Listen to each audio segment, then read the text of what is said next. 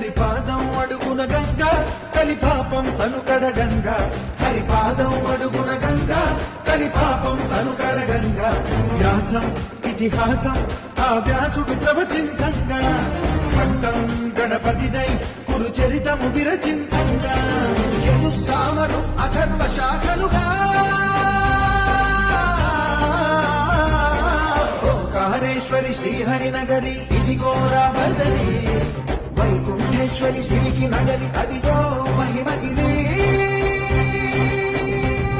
ఈ కొండపై పాదండగా ఆ విష్ణు పాదమే వెలసింది వేదాలనే విభజించిన శ్రీ వ్యాసపీఠమై విరిసింది